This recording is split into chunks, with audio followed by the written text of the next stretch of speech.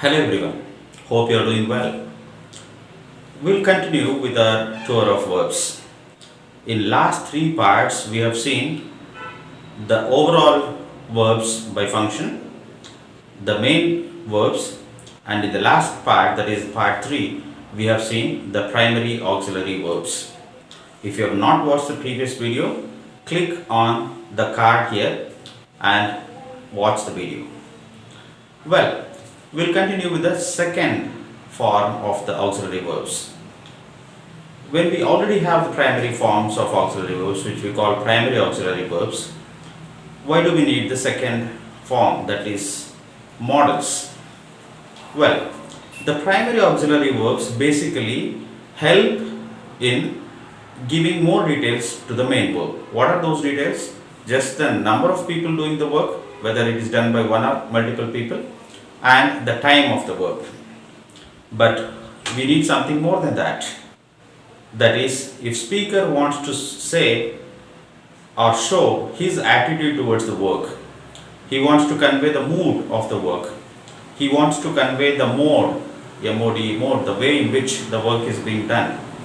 For all these things, we need something more than the primary auxiliary verbs. That's why we have secondary auxiliary verbs, which are called modals or modal verbs. The word modal comes from the root word mood or mode. Both are accepted and both are applicable here. These are also not the main verbs, but they are supporting verbs or the helping verbs. But the only difference is, in the primary auxiliary verbs, the information given or information added to the main verbs was different. They were adding only the number of doers and the time of the work. But here the modal verbs add different meanings. Then, what are the different moods that these modals add to the main verb? They indicate possibility, certainty or willingness, obligation or duty or necessity. They indicate the ability, and finally they can also be used for requesting or ordering something. There are 9 modals mainly. They are can, could, shall, should, will, would, may, might, must. These are the 9 modals importantly, and in addition to these, in modern grammar we also have something called semi-modals. They are ought to, dare, need, used to. Let's look at different moods or modes, the attitudes in which these modals are used. First, let's begin with the possibility.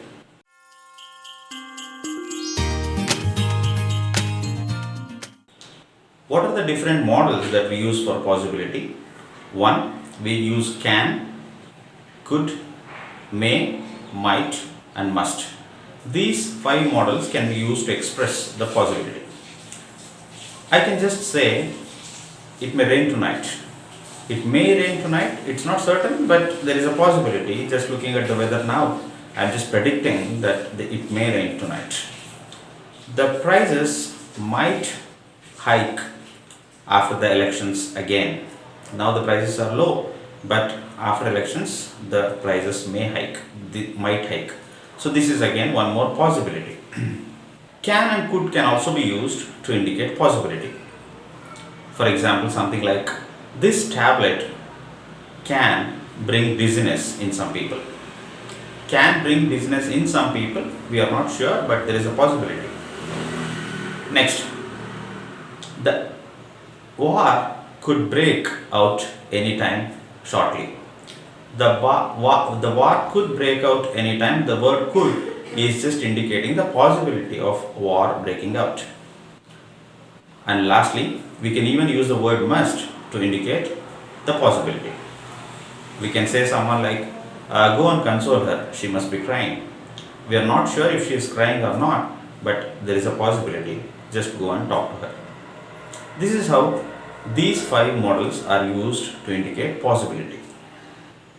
Just we need to remember that may and might are used for different degrees. May indicates a stronger possibility, but might indicates a very weaker possibility. Next, about the certainty or willingness.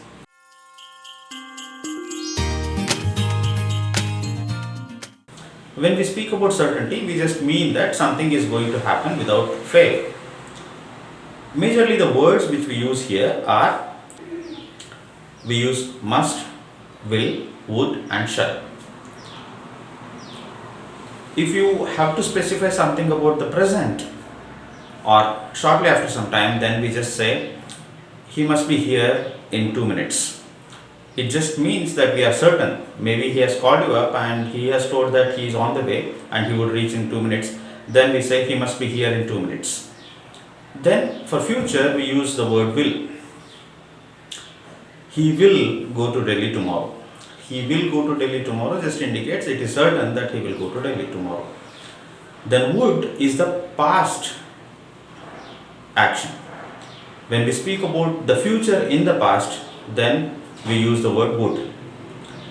For example, she told that her friend would visit us today, which means that she had told this yesterday and she wanted to indicate that her friend will come the next day. That's why to tell that we just say she told that her friend would come and meet us today. And the fourth one that we normally use is shall. It is used like we shall go for shopping next week. So these are the four words that are used for certainty, and the same words can be used for expressing the willingness. For example, if I want to express my willingness, I can just use these words like will, would, shall, etc. with something like try, love to, like to, or something like that. For example, he will try to meet you tomorrow. So he will try to meet you tomorrow indicates that it's not certain, but he is willing to. Okay. Then if I just say he would love to have dinner with you, it just indicates that his willingness to have dinner with you.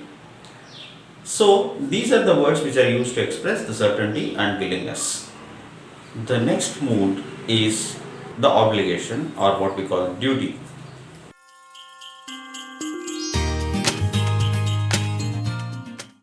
To express duty or obligation, we use some modals like should, must, ought to, need to here.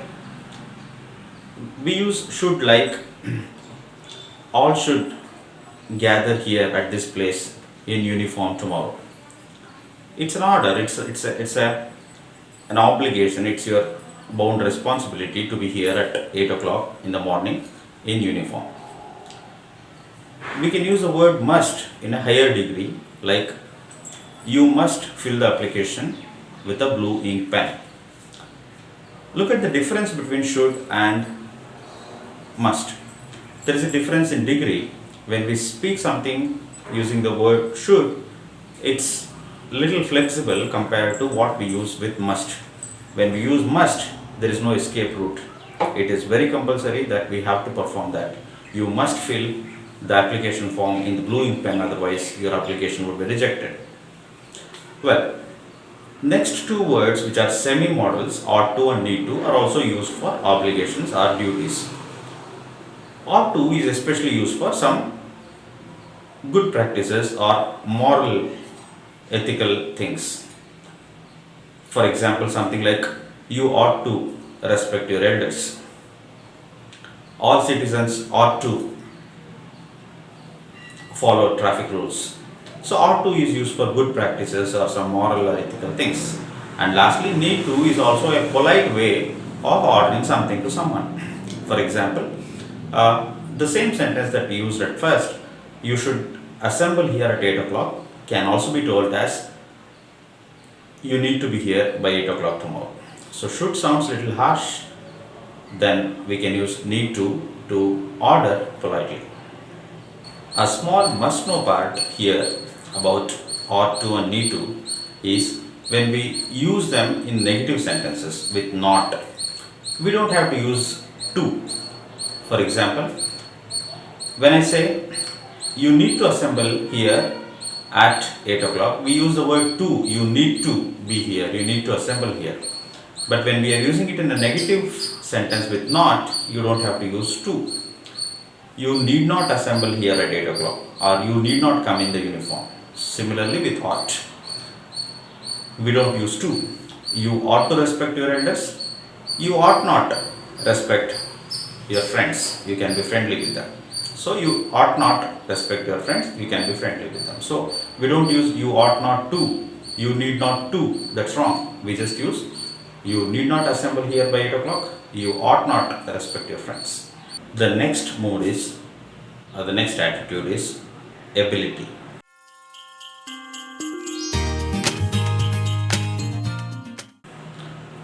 To speak about abilities, we use majorly two modal verbs, can and could. I can just say the steno at our office can type 50 words per minute. The steno at our office can type. Can just shows her ability. So she is able to type 50 words per minute. This is used for present. And when we speak about the past, we use the word could. We can use something like, my grandpa could lift 2 sacks of rice at a time when he was young. My grandpa could lift, not now, he is no more young. When he was young, he could lift 2 sacks of rice at a time. So can and could can be used in these contexts. Finally, we have one more set of modals used for the requests, permissions and challenges or orders.